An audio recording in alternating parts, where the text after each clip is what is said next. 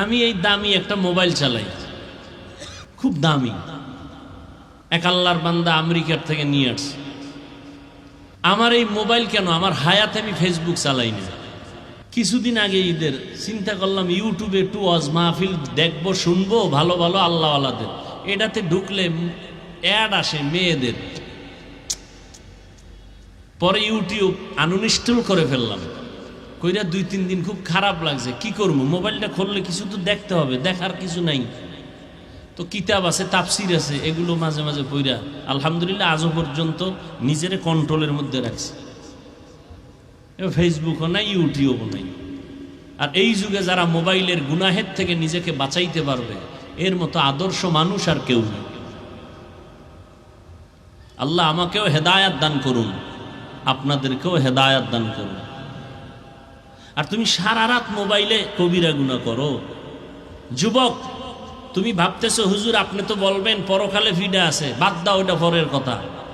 আজকে পারলে আমার কথা যদি মহব্বতে শুনো, আজকে অনুরোধ করে বলবো, বাসায় গিয়ে গুগলে লেখবা টাচ মোবাইলে শরীরের কি ক্ষতি হয়, পরকালের শাস্তি ভিন্ন, নগদ কি ক্ষতি হয় তোমার শরীরের। আজকে গুগলে সার্চ দিও, ওখানে কোনো হুজুর নাই, তোমার সব মুরব্বি টাইওয়ালারা বসে আছে।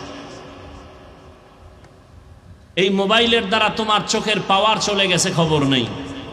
এই বেটা, 40 বছরের মানুষটার কোনো রোগ থাকার কথা না, আর তোর 25 বছরে মাথা ঘুরায়, হার্ট, বুকে ব্যথা, কিছু পড়তে গেলে মাথা গরম, গোলায় যায়। এ আকাম করছো কেন? 40 বছরে তো রোগ হওয়ার কথা না। তুই যুবকের, গ্রামের মানুষ ভালো খাও, মাথা ঘুরায় কেন, বুকে ব্যথা কেন? এই মোবাইলের কারণে চোখের পাওয়ার থাকবে না, কানের পার্স নষ্ট, হাতের শক্তি নষ্ট, হার্ট দুর্বল, কিডনি দুর্বল, ব্রেন দুর্বল। অকালে মরণ হবে তোর, অকালে বিছনায় পড়ে থাকবি, কানবি, আপন কাউকে পাবি না। আল্লাহর দেওয়া বিনামূল্যে ফ্রি শরীরের মহা একটা ঔষধ আল্লাহ দিয়েছেন, রাতের ঘুম। আর সেই রাতের ঘুম বন্ধ করে দিলি কবিরা গুনাহ করে করে মোবাইল দিয়ে। জীবনে হবি সুস্থ, এমন রোগ হবে পৃথিবীর কোনো ডাক্তারে ঔষধ দিতে পারবে না। একটা মানুষ রাতের ঘুম না দিলে পরের দিনের ব্যবসা বন্ধ, চলাফেরা বন্ধ।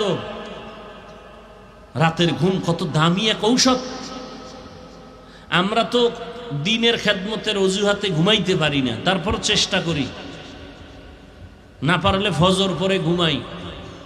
আমাগো মতো মানুষ তো বহু আগে মরার কথা, যেই মেহনত করি। কুত্তাও এরকম দৌড়ায় না সারা দেশে, আমরা যেরকম আপনাদের পেছনে দৌড়াই। না খানা, না ঘুম, টাইম মতো খাওয়ানো নাই, ঘুমও নাই। এরপরও আল্লাহ পাক যে কথা বলাইতেছেন, একটা কথা আউলা জৌলা বের হয় না। ডায়েরিতে লেখা আনি নাই যে আজকে এত শত কথা বলবো, এই কথার পরে এই কথা বলবো। কথা বলতেছি অনবরত, আল্লাহর কুদরত রহমত ছাড়া সম্ভব না। আর তুমি সারা রাত কবিরা গুনাহ করে রাতের ঘুম মারতেছো, তোমার উপায় কি? জীবন শেষ, যৌবন শেষ। মা বাবার সাথে মোবাইল নিয়ে কত বেয়াদবি করেছো, মা বাবার টাকা চুরি করছো কত এমবি বাড়ার জন্য। শিক্ষকের সাথে কি পরিমাণ বেয়াদবি করেছো এই মোবাইলের কারণে। আল্লাহ ক্ষমা দিবেন না, দিবেন না, দিবেন না। শিক্ষক যদি ক্ষমা না দেয়, আল্লাহ ক্ষমা দিবেন না। মা বাপ যদি ক্ষমা না দেয়, কারণ এটা বান্দার হক। বলার দায়িত্ব আমার, মানবেন কিনা সে দায়িত্ব আপনার।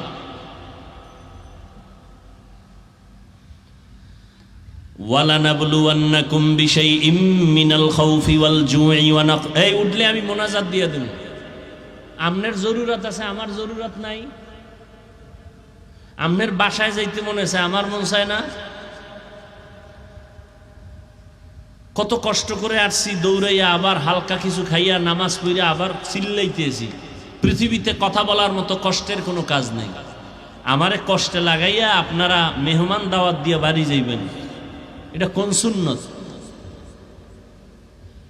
আর কিছু কিছু মানুষের দীর্ঘ টাইম বসার অভ্যাস নাই, তাদের কাছে আমার অনুরোধ, আপনি ভেতরে ঢুকছেন কেন? আপনি বাইরে দাঁড়ায় শুনতেন, ফাঁকে ফাঁকে বাইরে হয়ে যাইতেন, কেউ দেখতো না, ক্ষতিও হতো না।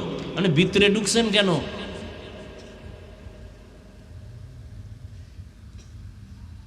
আলোচনাটা শুরু করতেছে, এর মধ্যে আবার এই ডিস্টার্ব।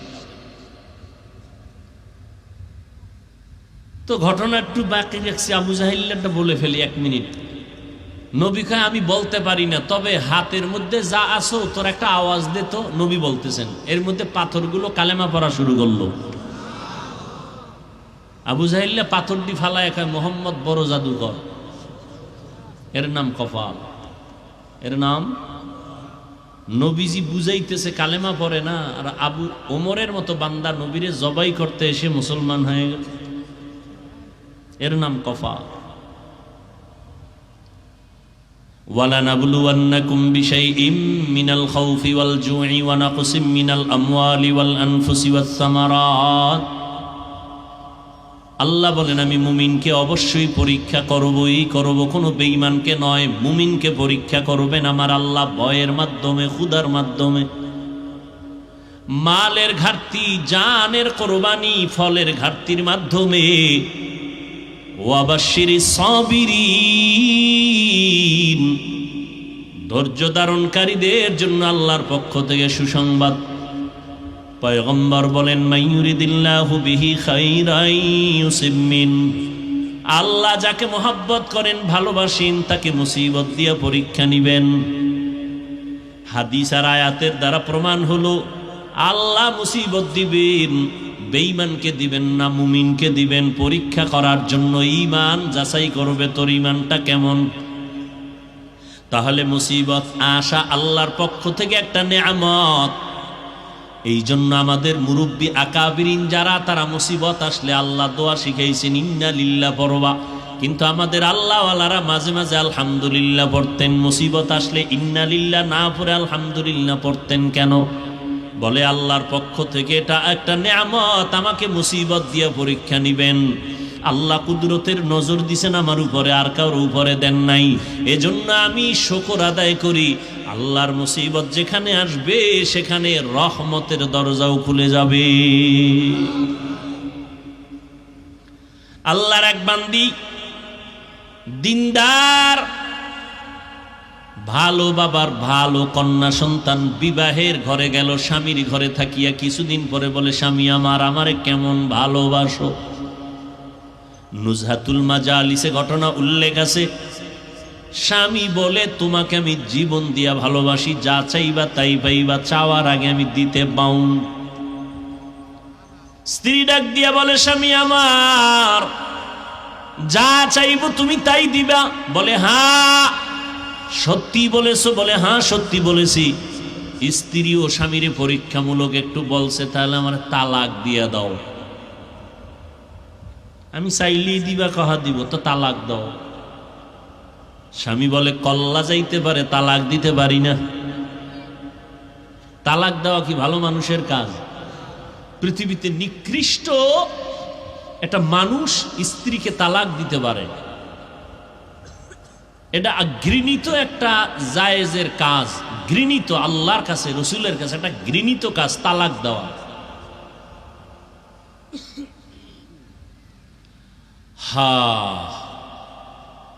স্বামী তো আর তালাক দিবে না, স্ত্রী তো বলছে দাও, আর স্বামীর ওয়াদা দেওয়া যা চাবা তাই দিব। দুইজনের ভিতরে একটু তর্ক লেগে গেল, সমাধানের জন্য ওই জমানার নবীর কাছে রওনা। স্বামী আর স্ত্রী পথির মধ্যে গিয়া হঠাৎ স্ত্রী রাস্তার পার্শ্বে পড়ে গিয়া পাওটা ভেঙ্গে গেল, কান্না করে বলে ও আল্লাহ আমারে বাঁচাও। স্ত্রী স্বামীর হাতটা ধরে বলে নবীর দরবারে যাওয়া লাগবে না, চলো আমরা বাড়িতে চলে যাই। বাড়িতে যাইয়া স্ত্রী ডাক দিয়া কয় স্বামী আমি যে তালাক চাইছিলাম কথাটা ফিরাইয়া নিলাম, মাফ করে দাও। স্বামী বলে তালাক চাইলা কেন, চাওয়ার পরে ফিরাইয়া নিলা কেন? স্ত্রী ডাক দিয়া কয় স্বামী আমার, রহমতের নবীর হাদিস শুনাইছো তুমি। কি হাদিস? আল্লাহ যারে মোহাব্বত করেন তাকে মুসিবত দিয়া পরীক্ষা নেন। তোমার ঘরে আসছি, যতদিন আমি সংসার করছি কোনো মুসিবত আসে নাই। বুঝলাম যেখানে মুসিবত নাই সেখানে আল্লাহর রহমত নাই, আমিও সেখানে থাকতে চাই না বলে তালাক চাইছি। রাস্তার মাঝে যখন দেখলাম হঠাৎ তুমি রাস্তায় পড়ে গেছো, পাও ভেঙে গেছে, কান্না তোমার শুরু, আফসোস শুরু হয়ে গেছে, আল্লাহকে ডাকতেছে। মুসিবত যখন আসছে রহমত তো চলে আসছে। আল্লাহর রহমত যেখানে আছে আমি বান্দিও সেখানে আছি।